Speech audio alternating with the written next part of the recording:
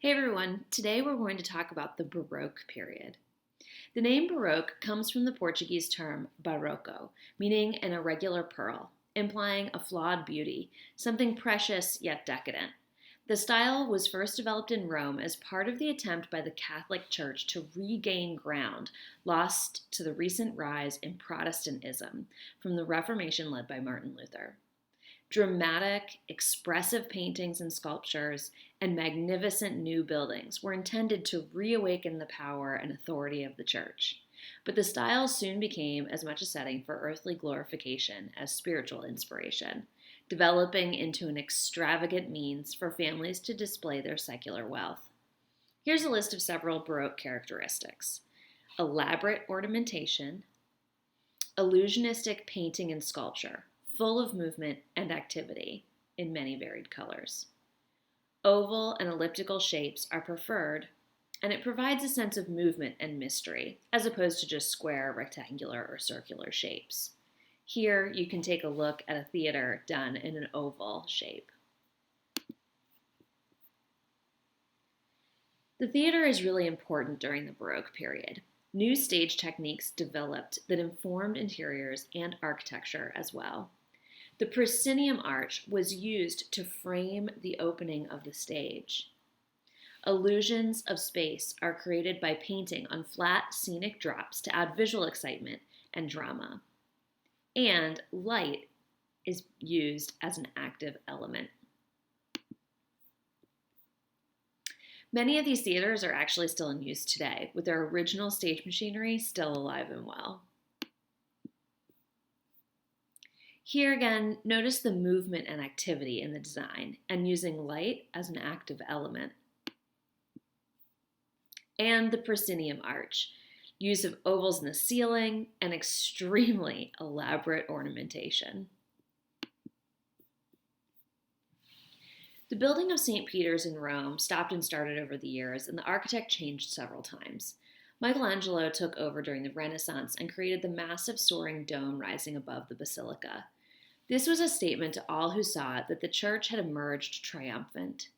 Over the next 100 years, as the church continued to regain its strength and more pilgrims began flocking to Rome, papal commissions continued both at St. Peter's and throughout the city. During this period, urban spectacle became increasingly important as a vehicle through which the papacy could demonstrate and reinforce its legitimacy and power. The colonnades you're looking at in the image here were designed by Gian Lorenzo Bernini under the supervision of Alexander VII in the 1660s. It served both to guide participants in papal processions and contain crowds of visitors within the open space before the basilica. In addition to their practical function, the curved colonnades, stretching out like arms around the piazza, symbolically expressed the church's reach into the wider world. On the interior, Bernini finished the project adding Baroque details. His career actually began as a sculptor, and he brought this way of thinking into the design. Notice how the Corinthian-style columns actually take the corners. They're not straight static columns, but twist around the corner, making them more active-looking elements. There are high windows that allow light to penetrate the space in beams in a way that it almost looks like stage lighting. The cathedral interior is also given Baroque drama by the enormous baldacchino, which is a canopy, that Bernini designed as a focal point. Bernini was a true master of the Baroque, and his mark is everywhere on Rome. We'll start with his baldacchino. St. Peter's Basilica is shaped like a cross, with at the very center positioned over the tomb of St. Peter. This is where the high altar of St. Peter is, the literal center of Catholicism. Above the tomb and towering over the main floor of the interior is this huge cloth-looking canopy, or baldacchino, with shimmering angels supported by 4 spiral pillars that are 60 feet high. The entire work is made entirely out of cast bronze and was finished in 1634 after 11 years of work. Traditionally, a cloth canopy called a baldacchino was carried over the head of the Pope on holy days, so the form goes long back before Bernini. Bernini masterfully designed his canopy to appear both powerful and grounded, yet also intricate and delicate. Decorative tassels hang off the draped cloth, yet it's all metal. The peak of the cloth supports a towering cross on a sphere, which represents the world saved by Christianity. The spiral columns are called Solomonic columns. In the 4th century, the Christian emperor Constantine supposedly brought spiral columns back to Rome from Jerusalem, claiming they are part of Solomon's temple. Those columns stood for 1,000 years as part of Old St. Peter's and are seen today built into the supports of the church across from Bernini's Baldacchino. Bernini took the twisting form of the Solomonic column and enlarged it as the base of the Baldacchino. It is an amazing form in bronze with intricate leafing and designs from top to bottom. The Baldacchino was an enormous undertaking and had to be cast in many pieces before assembling and completing. At the time, it was kind of controversial. Supposedly, all of the bronze, which is of unimaginable value, was stripped from the interior ceiling of the Pantheon and melted down. Of course, most of ancient Rome was pillaged for building materials, and St. Peter's uses a lot of it. Directly past the Baldacchino at the far end of St. Peter's is the Cathedra Petri, or Throne of St. Peter, completed in 1666. Bernini, along with other architects and artists at St. Peter's, envisioned a glorious work at the end of the cathedral to enhance the experience of looking down the central nave past the Baldacchino. The work holds the relic of St. Peter's throne, which is most likely a chair from the 12th century.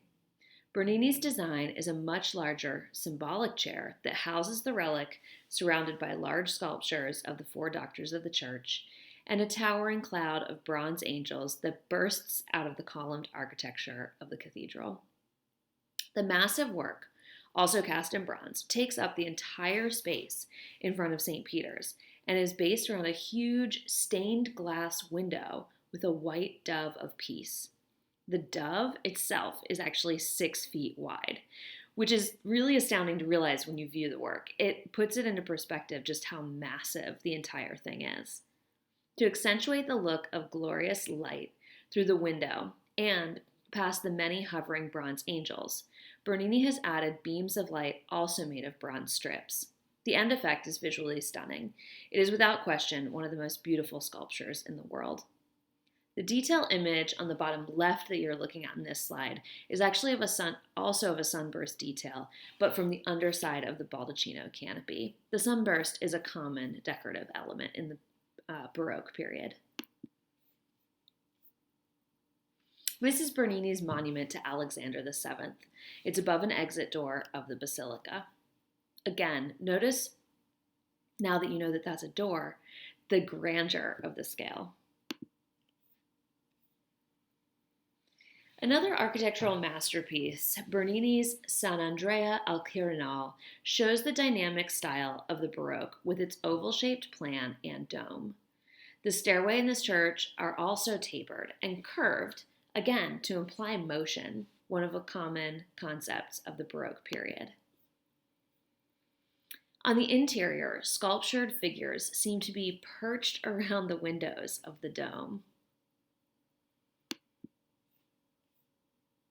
The pattern of the marble floor tile relates to the oval shape of the room and the geometry of the ceiling detail. The plan drawing is rendered to show the relationship between the floor tile pattern on the left-hand side and the ceiling pattern on the right-hand side. And again, we see dramatic light as this really active element in the interior with gestural sculptures and sunbursts that create motion.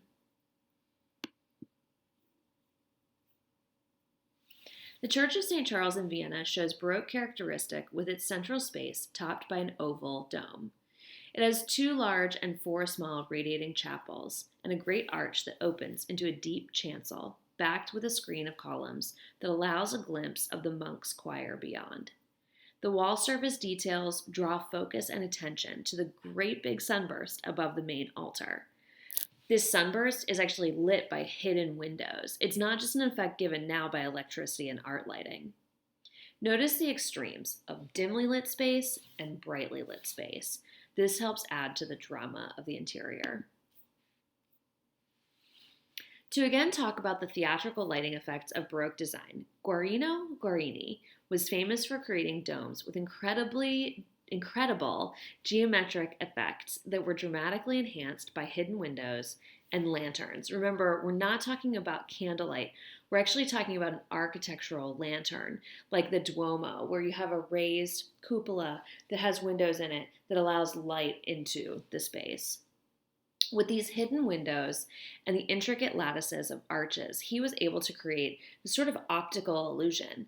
It gives a lot of perspective and projection to the dome. Venetian senators met in this salon in the Doge Palace in Venice. It displays very ornate Baroque ceiling decor with paintings surrounded by gilded plaster frames that are actually so heavy they almost overwhelm the paintings themselves. Giant wall clocks and paintings line the walls above the wooden wainscoting, with built-in benches for the Senate to sit in. Carlo Antonio Carlone used ceiling illusions typical of the Baroque style. He used painting in false perspective to make domes and vaults appear to be higher than they actually were.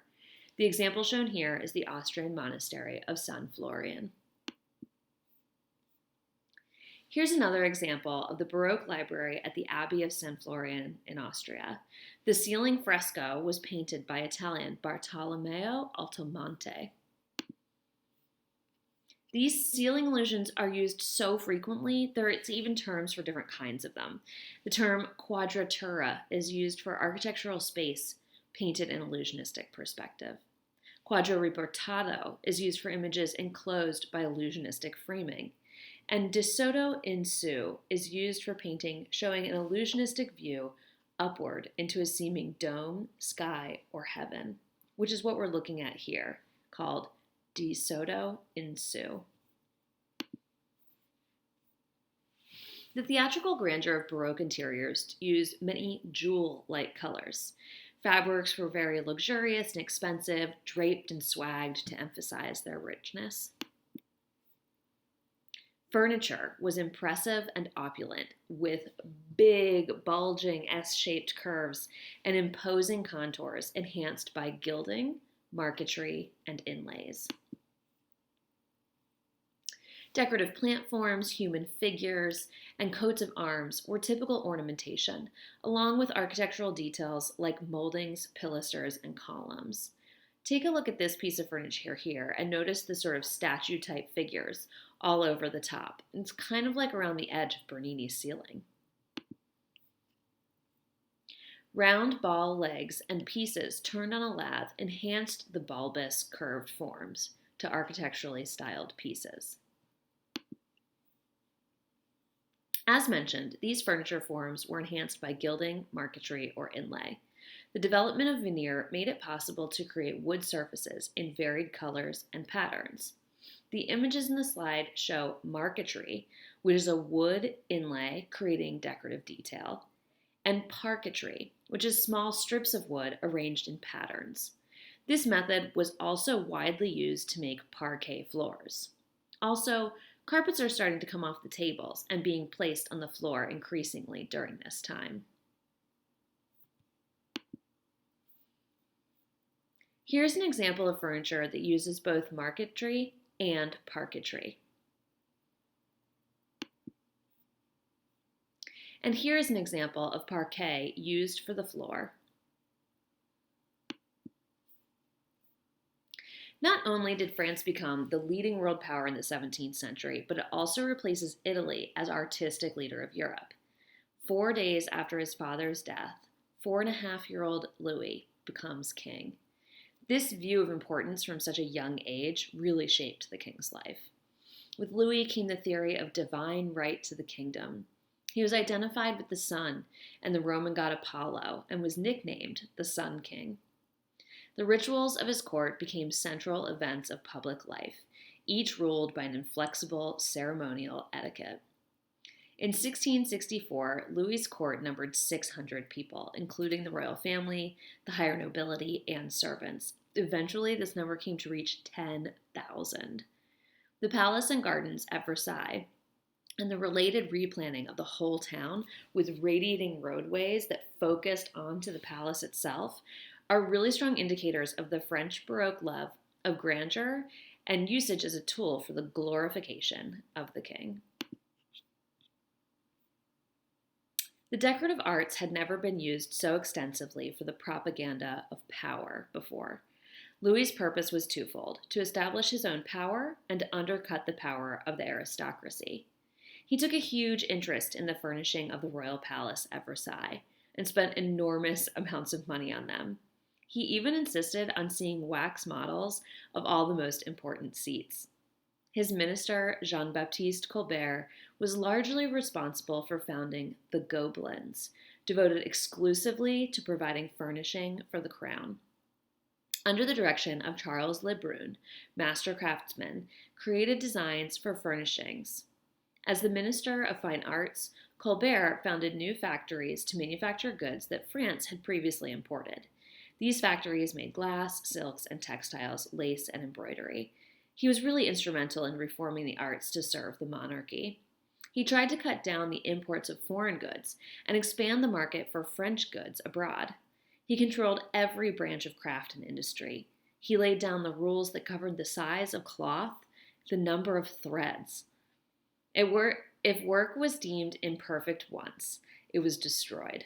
If it happened a second time, the craftsperson was actually put on public display for a couple of hours next to his shoddy work. Charles Le Brun was named director of the Gobelins. It is estimated that over 250 workers were employed in the tapestry workshops alone, which gives you a good indication of the magnitude of the operations. As director, Le Brun assembled the best artisans, painters, sculptors, gilders, metal casters, tapestry makers, and gold and silver smiths. Everything that was manufactured in the kingdom was based on Le Brun's sketches and drawings. Le Brun decorated the king's palaces, the Louvre, the Gallery of Apollo, Versailles, the Tuileries, even the king's carriages and his naval vessels. The Palace of Versailles is one of the greatest achievements in French 17th century art. Louis III's old hunting pavilion was transformed and extended by his son, Louis XIV. Louis XIV. When he installed the court and government there in 1682. A succession of kings continued to embellish the palace up until the French Revolution. Oh, I know what it was that threw me off. I said Louis III. I meant Louis XIII. So when I got to Louis XIV, I got myself all twisted up. Anyway, Versailles was a hunting lodge for Louis XIII, and Louis XIV embellished on it significantly. So we'll take a look at the inside. The Hall of Mirrors is one of the most famous spaces in the palace. French architects and their clients were increasingly fascinated by the idea of facing walls with large areas of mirrored glass. There was such a great demand for mirrored glass in France that a factory was set up in 1665 to produce it under the Venetian method. But it wasn't until the French had developed a method of casting glass of their own that much larger plates could be made, and this occurred later in the 1680s. The first 4 unblemished mirrors were presented to Louis XIV in 1691. The production produced so much breakage that between 1688 and 1699, only 11 mirrors of a substantial size were made. By 1700, they claimed to be able to make plates up to 106 inches by 64 inches. I only mention all of these dates, not because the dates so much are important, but because it gives you a good sense of the length of time that it took to be able to develop new processes like this. So to make mirrors, that first date that we see the French starting to set up factories in 1665, and then we don't get anything of substantial size until 1700, it's a really long time. In a restoration project of the Hall of Mirrors in Versailles, one of the biggest surprises discovered was the original color of the painted skies, lapis lazuli blue. In an extremely costly pigment derived from crushed lapis lazuli, and a favorite of Lebrun, covers the entire ceiling. Cleaning the paintings also revealed that the canvases become lighter the closer they are to the south end of the hall. This lightening of the paintings goes hand in hand with the development in the depicted subject matter and the gradual resolution of the conflicts in which Louis XIV had become embroiled. From north to south along the hall, Lebrun's paintings show the French nation's advance from war to peace. Hence, the steady progression towards even lighter, brighter scenes and an even purer blue. The rooms of Versailles were depicted by Charles Lebrun and demonstrated Italian influences. This is the king's bedroom, decorated ceiling to floor with gilded decorative moldings. The design is typical of the bedchambers of the Baroque style. Since the bedchamber might also be used as a reception room in a grand apartment, the bed itself was a formal piece of furniture and in a really grand room would have been designed by the architect to match its surrounding. The architectural bed during this period retained the traditional box-like form topped by 4 finials. In this room, we see a unified scheme of decoration that had been achieved entirely with upholstery, so the pattern is set by the bed, the focal point of the room. This is the bedchamber of Marie Antoinette. Again, in France, the bedchamber was a room of reception. Notice the chair set close to the wall for receiving guests while in bed. There would have been many more lining the walls. This picture is current, though. Notice the barricading railing. That wasn't there. Much of the furniture in the state apartments in Versailles was originally made of silver, but around 1689, some 20 tons of its furniture was melted down to help finance the War of Grand Alliance. The replacement furnishings were made of wood, carved, and gilded. This is the original drawing for a suite of engravings on the left, and the new ones in Versailles today on the right. Small mirrors were often placed in decorative frames with candle brackets on either side, forming an illuminated looking glass called a girandole. Clocks were valued more for ornament and the status they implied than for timekeeping.